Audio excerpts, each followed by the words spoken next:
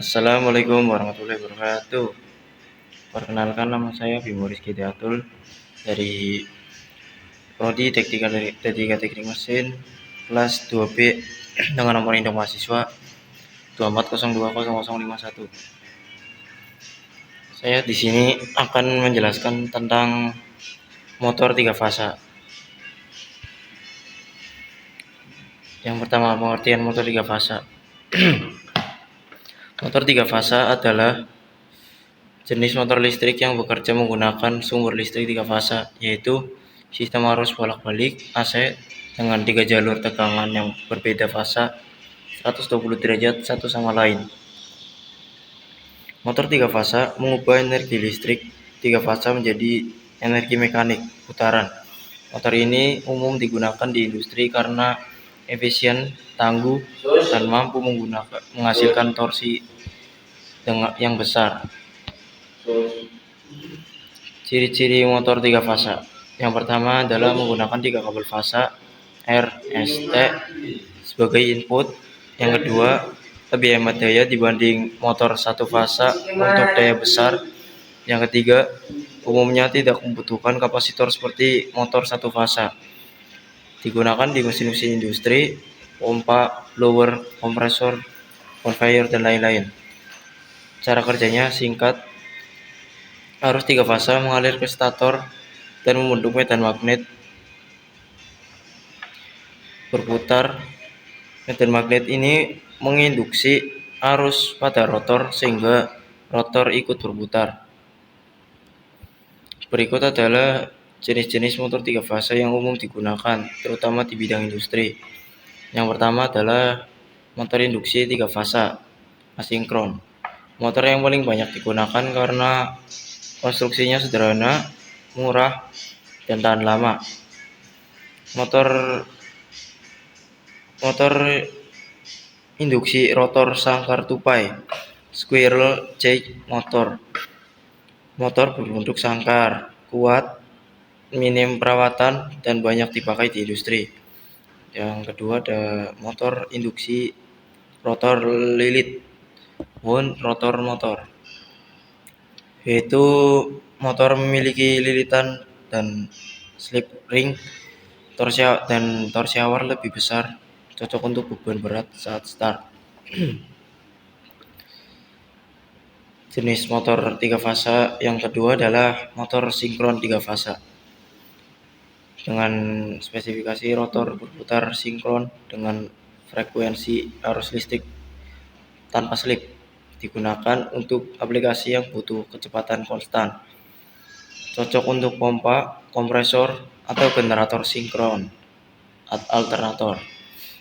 Dan jenis motor listrik 3 fasa yang ketiga adalah servo 3 fasa, yaitu dengan spesifikasi motor presisi dengan sistem kontrol umpan balik feedback, digunakan di robotik, mesin CNC, dan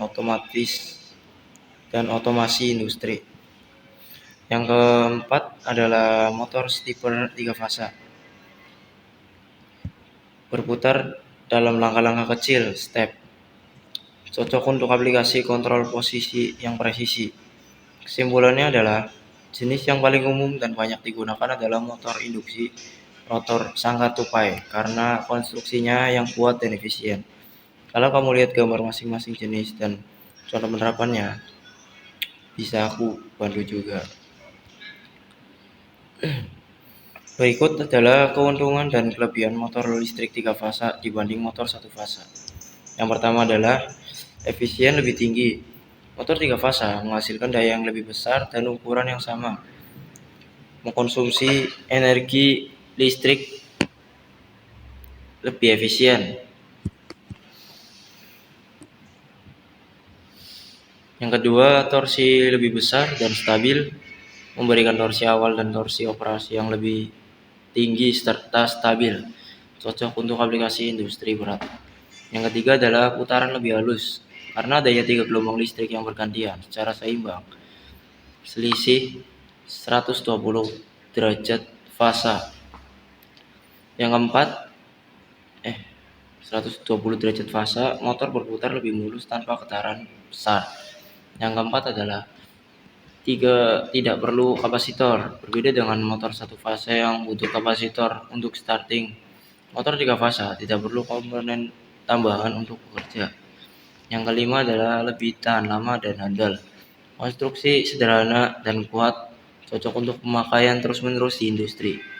Yang keenam adalah biaya operasi yang lebih rendah. Walaupun bisa lebih tinggi. Motor 3 fasa lebih hemat energi dan lebih sedikit perawatan. Berikut adalah beberapa kerugian atau kekurangan motor listrik 3 fasa. Yang pertama adalah tidak bisa langsung digunakan di rumah tangga. Motor 3 fasa membutuhkan sumber listrik 3 fasa, sedangkan di rumah biasanya hanya memiliki listrik 1 fasa. Yang kedua adalah biaya instalasi awal lebih mahal. Instalasi sistem listrik 3 fasa, panel kabel pengaman lebih aman dibandingkan sistem 1 fasa. Yang ketiga adalah ukuran dan bobot lebih besar. Untuk daya tertentu, motor 3 fasa biasanya lebih besar secara fisik. Yang keempat, membutuhkan pengaman lebih kompleks. Butuh proteksi lain seperti proteksi kehilangan fasa, fase failure, ketidakseimbangan beban, dan hubung singkat antar fasa. Yang kelima adalah perawatan butuh tenaga ahli. Meskipun minim perawatan, saat terjadi kerusakan biasanya butuh teknisi yang lebih berpengalaman. Yang keenam, resiko kerusakan lebih besar jika fasa tidak seimbang. Ketidakseimbangan beban atau tegangan antar fasa dapat merusak motor dengan cepat. Berikut contoh soal dan pembahasan tentang motor listrik 3 fasa. Contoh soalnya adalah sebuah motor induksi 3 fasa memiliki spesifikasi sebagai berikut. Tegangan 380 volt dengan arus 10 ampere, faktor daya 0,8, efisien 90%. Hitunglah daya output motor tersebut. Penyelesaiannya adalah langkah pertama, hitung daya input dengan rumus seperti di bawahnya. Selanjutnya, hitung daya output dengan rumus di bawahnya. Jadi, jawaban atas soal di atas adalah daya output motor tersebut sebesar 4.738,18 watt atau 4,74 kilowatt dibulatkan. Dan di slide ini digambarkan komponen dari motor 3 fasa. Di situ terdapat stator, rotor, drive end, non-drive end, cooling air flow, dan fan. Untuk penjelasannya ada di slide selanjutnya. Yaitu komponen-komponen motor 3 fasa adalah sebagai berikut. Seperti digambar di atas, terdapat rotor, stator, fan, cooling air flow, lalu drive end, dan non-drive end.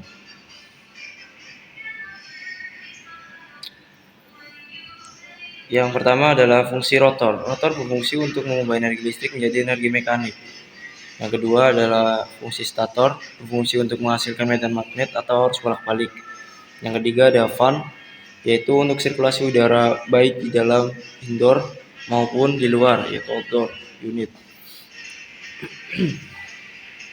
Yang keempat ada cooling air flow, untuk mendinginkan komponen-komponen motor, terutama bagian yang menghasilkan panas selama pengoperasian. Yang kelima ada drive end, yaitu berfungsi menopang beban yang ditimbulkan oleh transfer daya dari motor ke beban. Yang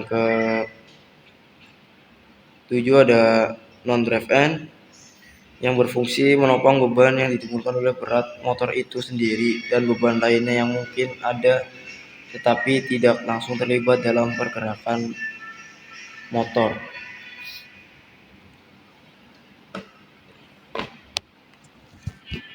Ya, sekian presentasi dari saya.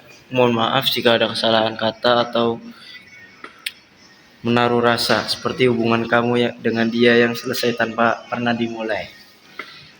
Oke, sekian dari presentasi dari saya. Kurang lebihnya mohon maaf. Wassalamualaikum warahmatullahi wabarakatuh.